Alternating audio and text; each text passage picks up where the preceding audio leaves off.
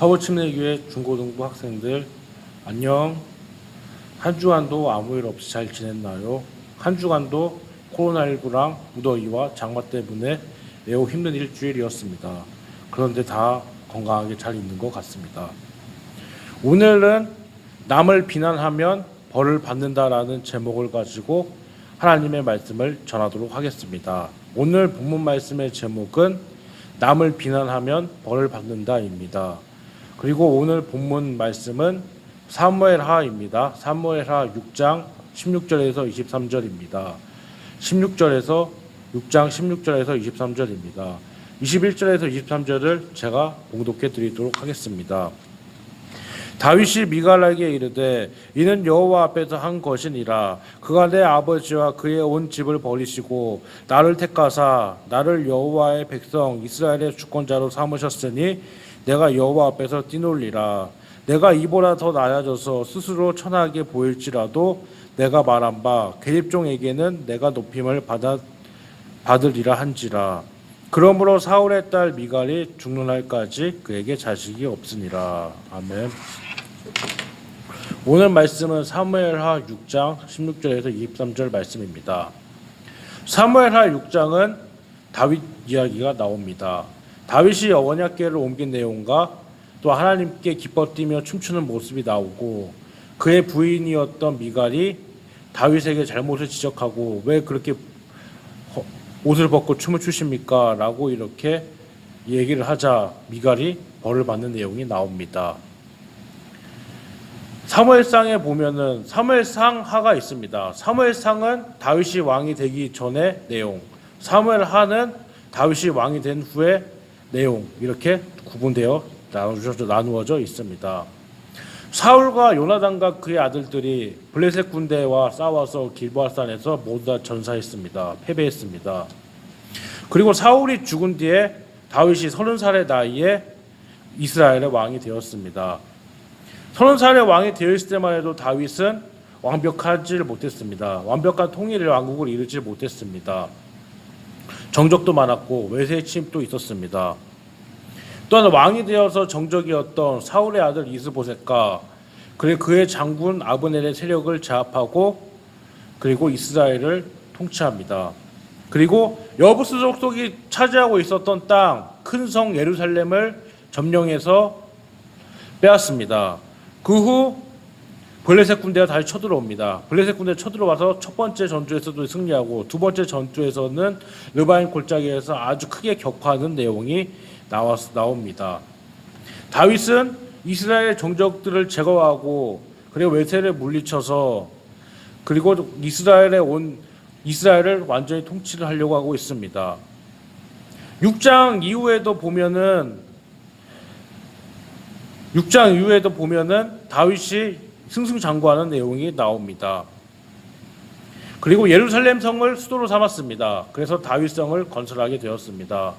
그리고 6장 이후에는 여러 족속들을 물리치고 통일 왕국을 세우는 내용이 나옵니다. 온 이스라엘의 천하가 다 다윗의 것이 되었다라는 것을 보여주고 있습니다. 과거 중국 춘추전국 시대가 있었습니다. 오래된 역사를 가진 춘추전국 시대가 있었는데 진나라의 시황제가 춘추전국 시대를 통일을 하고 나라를 다스리고 만리장성을 쌓고 아방궁을 쌓고 그리고 여러 가지 개혁 정책을 했습니다. 그것과 마찬가지로 다윗 역시 통일 왕국을 이루게 되는 것입니다. 법궤는 사무엘상 4장 1절에서 3절에 나와 있습니다.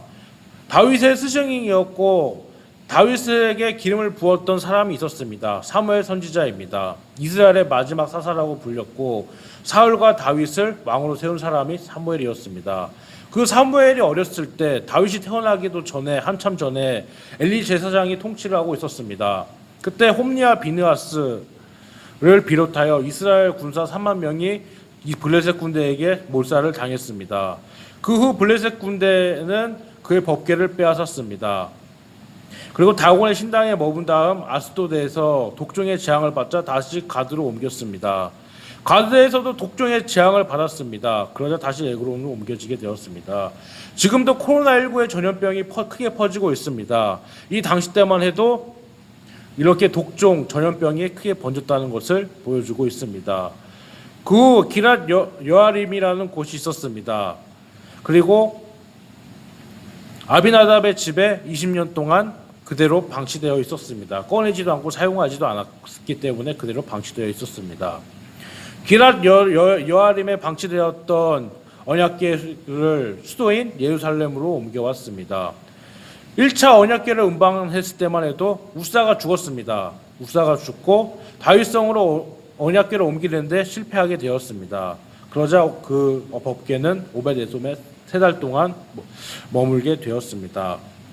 오벳에돔에 있는 동안에 하나님은 3달 동안 축복하셨습니다.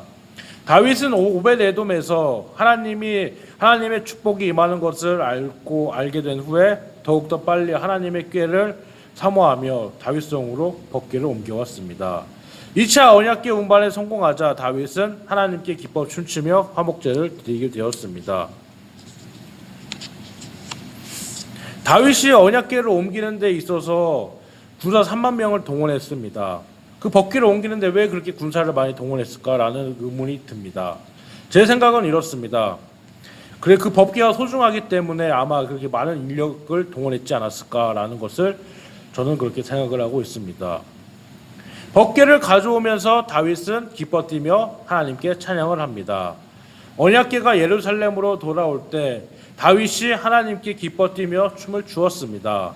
오직 하나님의 법궤를 가져온 것에 대해서 기쁨과 감사, 자신의 왕의 체면 그리고 위치를 생각하지 않고 날 생각하지 않고 저 사람들을 생각하지 않고 이 세상을 신경 안 쓰고 오직 하늘에 계신 하나님만 신경 썼다는 것을 보여주고 있습니다.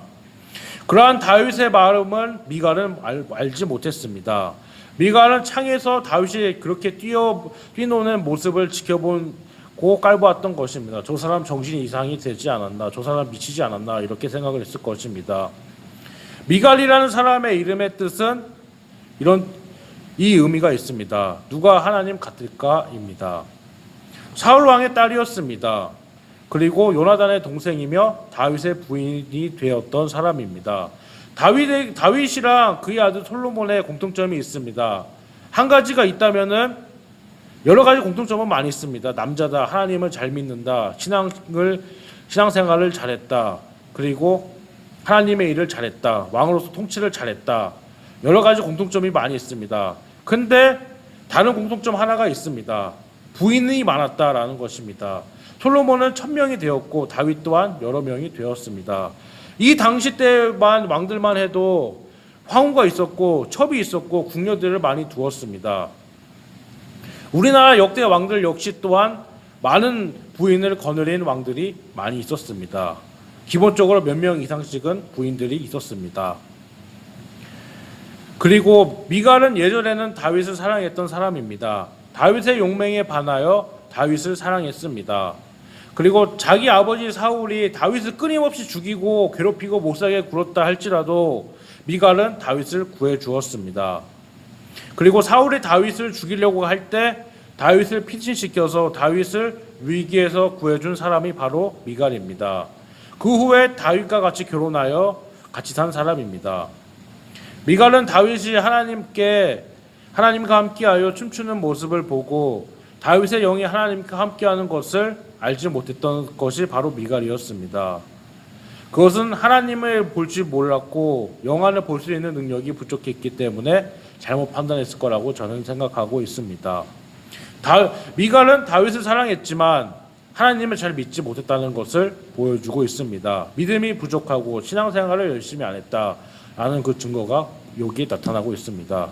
물론 찬양을 하고 춤을 추는 데 있어서 하나님께 찬양을 하는 데 있어서 잘하는 건 중요합니다. 물론 노래 잘하는 사람들도 많이 있습니다. 뭐 박치다 음치다 그래서 찬양을 하지 말라 하지는 않으십니다. 시편 150편에는 이렇게 나와 있습니다. 호흡이 있는 사람이 이 호흡을 가진 사람은 무조건 다 찬양하라 이렇게 나와 있습니다. 숨을 쉬고 있고 호흡을 가지고 말을 할 수 있으면 벙어리 아닌 이상은 다 찬양을 해라, 하나님께 찬양을 돌려라 이렇게 얘기해 주고 있습니다. 그러자 다윗은 하나님께 제사를 드립니다. 하나님의 궤를 메고 들어가서 다윗이 친 장막에 두었습니다. 그리고 다윗의 희생의 번제와 감사함으로 드리는 제사인 화목제를 드렸습니다. 레위기서에서 보면은 5가지 제사가 나옵니다. 첫째, 번제, 소제, 그리고 화목제, 속죄제, 속건제 이렇게 5가지 제사법이 나옵니다. 번제와 화목제를 하나님께 바친 후에 하나님의 이름으로 백성을 축복했습니다라고 이렇게 되어 있습니다. 그 떡 한 개, 고기 한 조각, 건포도 그리고 과자 한 개씩 남자 여자 할 것 없이 모든 이스라엘 백성들에게 이렇게 골고루 나눠 주었습니다. 다윗은 언약궤가 옮겨진 것을 보고 하나님께 기쁨으로 예물과 제사를 드렸다는 것을 보여주고 있습니다. 늘 우리는 하나님께 감사해야 될 것이 많이 있습니다. 하나님께만 감사할 것도 많이 있지만은 우리를 낳아주시고 키워주신 부모님께 감사를 해야 될 것도 있습니다. 먼저 하나님께 감사, 그 다음에 부모님께 감사, 세 번째 동료들한테 감사해야 될 것이 많이 있습니다. 불평을 하면 끝도 없습니다. 그러나 감사를 해도 끝도 없이 많이 있습니다. 다윗처럼 하나님께 기쁨으로 드리고 감사함으로 나누면 반드시 하나님께서는 많은 축복을 주신다는 것을 말씀하고 계십니다. 다윗에게 책망을 받고 미갈은 벌을 받게 됩니다. 백성들이 돌아가고 다윗은 집사람을 축복하기 위해 다시 왕궁 집으로 돌아왔습니다. 사울의 딸인 미갈은 다윗에게 오늘 당신은 이스라엘 왕으로서 체면을 잊어버렸습니다 라고 이렇게 대답을 합니다.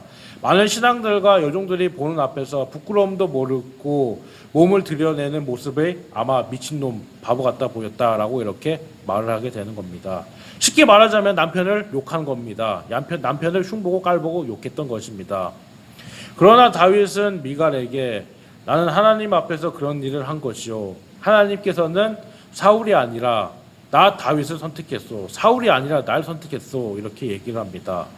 사울의 집안 중에서는 아무도 선택하지 않았습니다. 라고 이렇게 얘기하고 있습니다. 주님께서 나를 지도자로 세우셨다는 것을 보여주고 계십니다.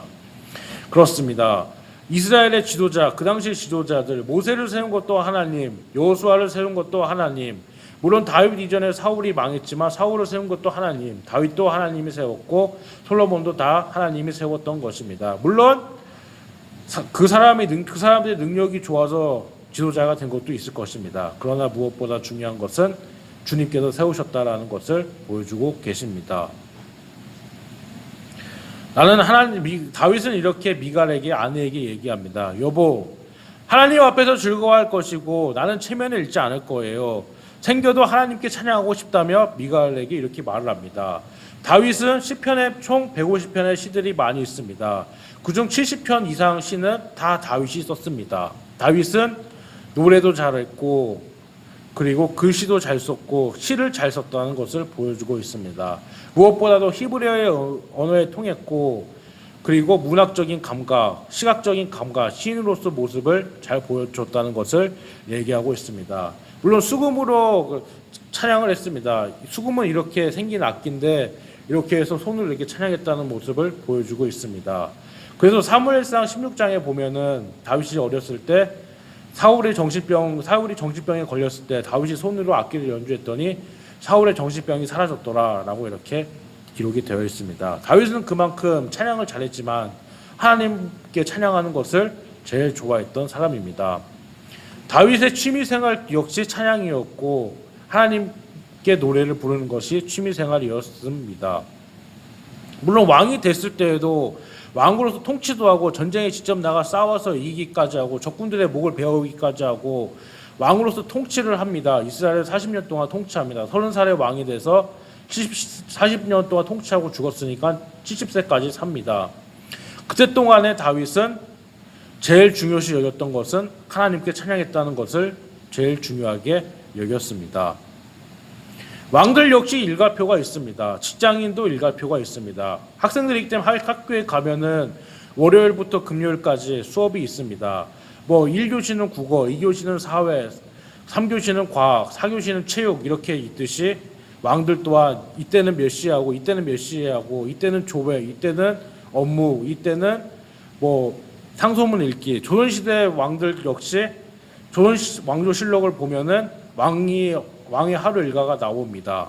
그러나 다윗은 하루 일과가 끝나고 나서 아마 다윗성에서 수금을 연주하면서 하나님께 찬양하는 모습을 보여주고 있습니다. 그러나 미갈은 하나님이 다윗과 함께 하시는 모습을 보지를 못했습니다. 다윗의 부끄러운 모습, 다윗이 바보 같은 모습만 보였습니다. 그러자 불행히게도 미갈은 죽는 날까지 불임을 했습니다. 불임이라는 것은 자녀를 출산하지 못했다, 이렇게 얘기해 주고 있습니다. 오늘 말씀을 통하여서 다윗이 벌거벗은 채로 춤추며 찬양하는 모습을 지켜본 사울의 딸 미갈은 다윗을 업신여겼다는 것을 보여주고 있습니다. 여기서 사울의 딸이라고 본문에 나옵니다. 왜 사울의 딸이라고 했을까? 사울의 딸은 맞습니다. 다윗의 아내가 됐으면 다윗의 아내 미갈, 아니면은 이스라엘의 황후, 이스라엘의 중전마마 미갈, 이렇게 썼으면 더 좋았을 텐데 왜 사울의 딸 미갈이라 되었을까라고 이렇게 생각을 할 수가 있습니다. 그 이유는 아마도 다윗을 낮게 표현했기 때문에 그러지 않았을까라고 이렇게 짐작하고 있습니다. 다윗의 모습은 자기 자신을 왕으로 세워주신 하나님께 감사하는 마음으로 한 것임을 볼 수 있습니다.